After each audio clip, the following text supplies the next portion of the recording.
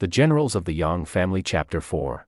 Today we're jumping into 10th century China, specifically the very early days of the Song dynasty under its founder, Emperor Taizu. We're looking at a specific military campaign, the assault on Hedong or River East, that turns into something very different. It really does. It's less about grand strategy and, maneuvering big armies, and much more about the incredible impact of a few almost legendary individuals. Yeah, the sources we have lay out these brutal one-on-one duels, a really desperate retreat, and then a brilliant diplomatic save that leads to this completely unexpected recruitment on the way home. A wild ride. Okay, let's unpack this. Let's do it. We're starting with Emperor Taizu, and he's facing an old enemy. He's trying to consolidate his new dynasty, but this one region, Hedong, is holding out. Right, and you see his caution almost immediately. Our sources make it clear he'd failed in this region before, back when he was a general for the later Zhou. So he's got some history here. He's nervous. He is. And now he gets news that the enemy has been reinforced. So his first instinct, his advice to his generals, is basically to pull back. He says to avoid their sharpness. Which is smart thinking, don't throw your troops into a meat grinder if you don't have to. Exactly. But one of his key commanders, Pan Renmei, he argues against it. He persuades Taizu to stay. What's his argument? Well, Renmei says, look, the troops they have are powerful. He specifically names the Yang family's forces, but he thinks they lack a unified command structure. So he sees weakness where Taizu sees a brick wall. He thinks they're a collection of strong fighters, not a cohesive army. Precisely. Yeah. And so Pan Renmei and another general, Gao Huaid, they come up with a very classic, very methodical plan. They call it the Long Siege. This wasn't going to be a quick, decisive battle. No, not at all. It was a multi-stage, measured assault. It was designed to wear the enemy down, bit by bit. And they had it all mapped out, right? In 3 waves. 3 distinct waves. The idea was to send in General Xiaohua first, then follow up with General Zhao Yi, and then, for the final blow, bring in the main force under Gao Huaid and his brother Huiliang. It's tactical, it's logical, it relies on overwhelming them over time. It's a textbook military plan. And this is the exact moment where the textbook gets thrown out the window, because they planned for an army, but they ran headfirst into one man, Yang Ye. And you just have to stop and think about that. Their whole plan, this professional multi-stage assault, it was just annihilated by a single person. It really shows you the power of an individual hero in that era of warfare, doesn't it? It's something we just don't see in modern war. We really have to talk about these duels because they're legendary. So General Xiaohua, leading that first wave, he rides out very confident. Oh yeah, he's shouting threats, saying he's going to level Hedong. And Yang Ye, he comes out with his men, Wang Yi and Yan Zhao, and he doesn't even, there's no big speech, no formal challenge. No, he treats it like an execution. The sources are very clear. Xiaohua is killed with a single stroke of Yang Ye's blade. Instant. Imagine being a Song soldier watching that. Your first wave, general, your opening move is just gone before the fight's even really started. The rout was immediate. But then General Zhao Yi, who's leading the second wave, he's a brave guy. He steps right up with an axe, ready to avenge his comrade. And this is where it gets even more brutal. It does. Yeah. I mean, the fight lasts for about 20 rounds, so it's a real battle. But the ending, it's just horrific. The source material is so specific, it's chilling. What does it say? It says Yang Yi doesn't just kill Zhao Yi. He kills Zhao Yi and his horse at the same time, slicing them both into 4 sections. 4 sections, the man and the horse. Yes. Just think about the psychological impact of seeing that on a battlefield. It's not just a death. That's a message. It's pure psychological warfare. It tells every single person watching that this isn't just a skilled opponent. This is something else entirely, something terrifying. So, of course, the second wave collapses into a rout. Pan Renmei's brilliant plan is now in tatters. 2 stages, 2 dead generals, 1 man responsible. The whole foundation of their attack is just gone. But the third wave, Gao Huaid and his brother Huiliang, they still come on. They have 10,000 cavalry. And this fight is different. Gao Huaid is actually a match for Yang Ye. They fight for over 50 rounds, and there's no clear winner. So he can hold his own. He can, but Yeah. Yang Ye is smart, not just strong. He fakes a retreat, pulls Huaid into a chase. And it's a trap. It's a trap.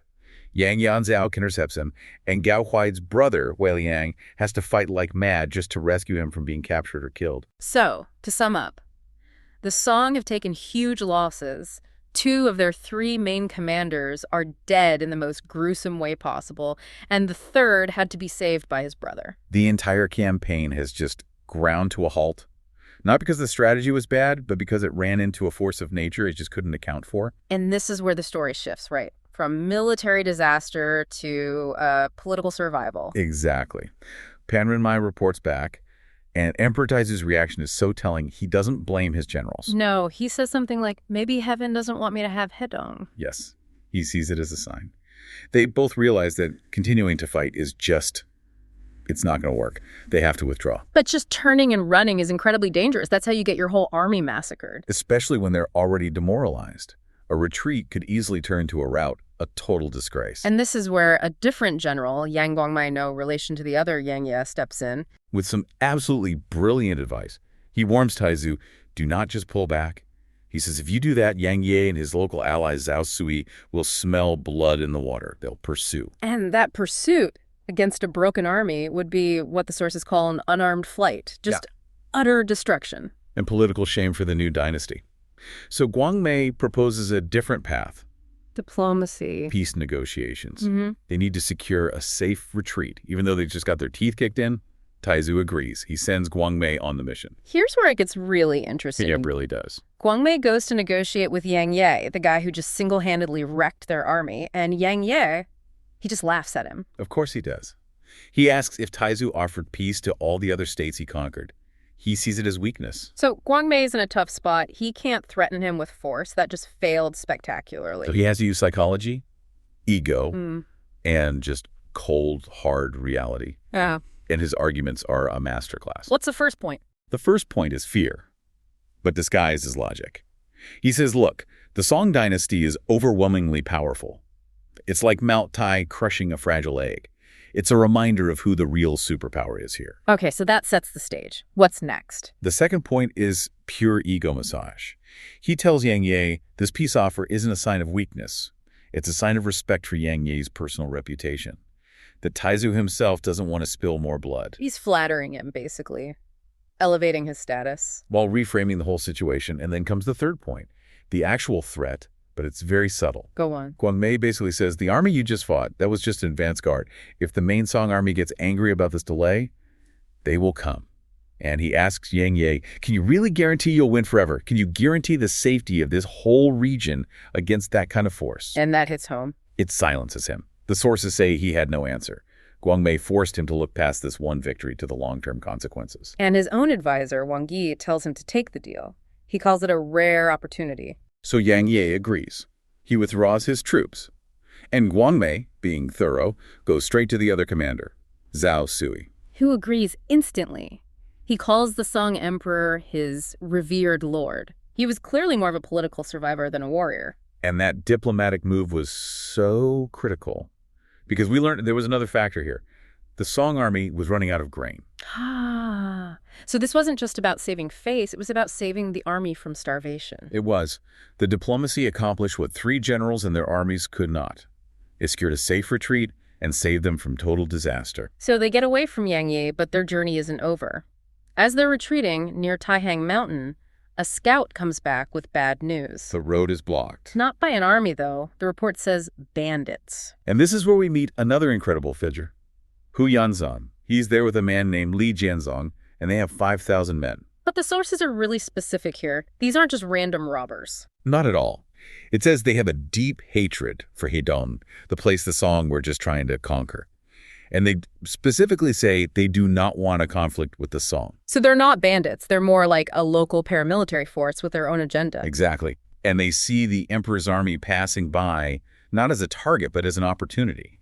A mobile armory. Their demand is so precise, too. Yeah. 3,000 sets of armor, 3,000 bows and arrows. And in return, they promise to be the vanguard, the spearhead for the Song army in the next campaign against Hedong. It's an incredible offer. It's basically a job application, but with a roadblock. It's a political gift, but it's wrapped in a military threat. They have to prove they're worth the equipment, and they do it violently. The duels start all over again. Pan Zhailiang, who is the son of the general Pan Renmei, Who just lost 2 of his best commanders. he rides out and insults Yanzan, calls him a nameless grass bandit. A huge mistake. Ugh. Yanzan kills him in 2 exchanges, with a steel whip, no less. So now Pan Rename has lost his son too. The pressure on the Song command must have been immense. It's just one disaster after another. And it keeps going. General Yang Yanhan steps up next. And Yanzan doesn't kill him? No, this is different. He's tactical, he fakes a retreat, lures Yanhan in, and captures him alive. Sends him up the mountain. He's showing control, not just brute force. Right. Pan Renmei is panicking. His ally, Deng Jin, tries to fight Yanzan. They go for dozens of rounds. And Yanzan uses another trick. Same feigned losing strategy. He draws Deng Jin in close, uses this really clever spear maneuver to disarm and unhorse him, and captures him too. This guy is not just strong, he's incredibly skilled. He's brilliant. Finally, it takes Gao Huaid, the one guy who held his own against Yang Ye. The last man standing, basically. He engages Hu Yanzan, and again they fight for over 50 rounds, and again there's no clear winner. So Emperor Taizu has now watched his army get humiliated by two different unbelievable warriors in the span of a few days. And this is where he steps in. He's seen enough. He exerts his authority as emperor. He just cuts through all of it. He assesses the situation perfectly. He asks, why should my great nation begrudge 3,000 sets of equipment? Which is such a brilliant way to frame it. He realizes fighting them is costly and cooperating with them is cheap and potentially very rewarding. He immediately orders the armor and weapons to be delivered. And Yanzan is delighted. He gets the gear, and he immediately releases his prisoners, Yanhan and Deng Jin. But then there's this final little political flourish that's just outstanding. The shock relief. The shock relief. Yanzan and his partner Li Jianzhang, they treat the captured generals with respect. They offer them 20 taels of gold to, calm their nerves. Which Deng Jin refuses, maybe out of pride, but the gesture is what matters. It is. It shows respect. It shows they're not just bandits. They understand protocol. And then they ask the former captives to introduce them to the emperor so they can formally offer their service. And Taizu seals the deal. He gives them provisional titles on the spot. He turns a roadblock into a new asset.